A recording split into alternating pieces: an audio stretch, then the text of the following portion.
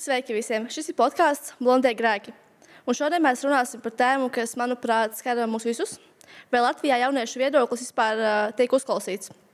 Pie manis šodien ir Sandija, aktīva jauniete no Aknīstes, kura piedalās skolēnu pašpārvaldē. Čau, Sandija!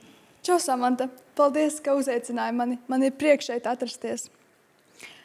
Forši, ka vismaz te kāds grib mani dzirdēt, ko jaunieši domā.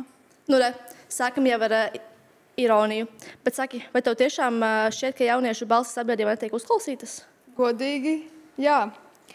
Mēs tiekam aicināti uz pasākumiem, bet bieži šķiet, ka viss jau ir izlemts, pirms mēs vispār pasakām savu viedokli.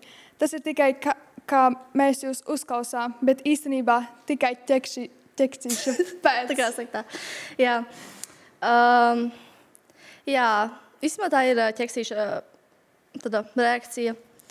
Bet vai tev šķiet, ka paši jaunieši pietiekami iesaistās, jo daudz saka, ka mūs neklausās, bet pašai nemaz neiesaistās?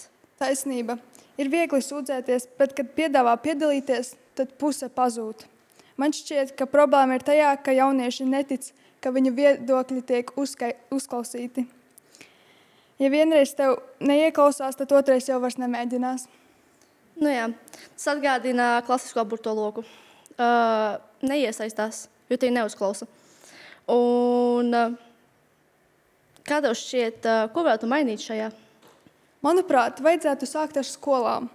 Ja skolā dot iespēju jauniešiem tiešām kaut ko izlemt, nevis tikai organizēt svētkus, bet, piemēram, ietekmēt mācību vidi, noteikumus, tad viņi pierastu, ka viņu viedoklis ir vērtīgs. Tad tā pārliecībā aiziet arī tālāk uz pašvaldību vai valsts līmeni. Bet es šaubos, ka tas tā notiks, jo tas ir ļoti sarežģīti. Arī. Varbūt tev vēl ko piebilst? Man tiešām vairs nav ko piebilst. Labi. Tātad, īstenībā es tev piekrītu, jā, jo ar skolām sāktos daudz kas, jo mēs skolā tieši mācāmies visu to, kas tālāk mums noderēs, un jauniešiem vajag pieredzi, un ne tikai klausītājus. Un, godīgi sakot, ja sabiedrība nespēs ieklausīties jaunajos, tad kā viņi vēlāk ieklausīties citos? Tieši tā, ja gribam nākotni, mums jāļauj to veidot tiem, kas tajā dzīvos. Tas ir ļoti labi pateikts. Vispār, kā tev šķiet, vai tevī kāds ieklausās? Man liekas, mani visi ieklausās. Piemēram, skolēnu pašpārvaldē mēs darbojamies, un vai tavs viedoklis tiek uzklausīts? Skolēnu pašpārvaldē mans viedoklis daļai tiek uzklausīts. Kāpēc tā domā?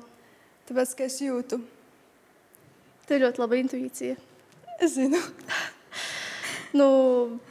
Apmēram skolas vidē tā kā ar personālu, pedagogiem, direktori, kā tev ir? Dažreiz tiek uzklausīts. Kaut kāds jau viedoklis ir izklausīts. Klases skolotājs. Ļoti uzklausa manu viedokli. Bet vai tu uzklausi citus? Par to ir jāpadomā. Es domāju, ka tev ir jāiemācas uzklausīt citus, jo tas tev noteikti dzīvē noderēs un dos pieredzi. Jā. Tu kaut ko gribi piebilst, varbūt? Nē. Tad šo mēs arī noslēgsim. Klausieties, runājiet un neklusējiet. Paldies tev, Sandija, par sarunu. Paldies tev, Samanta. Un cerams, ka kāds tiešām mūs šodien uzklausīja. Cerams. Atā.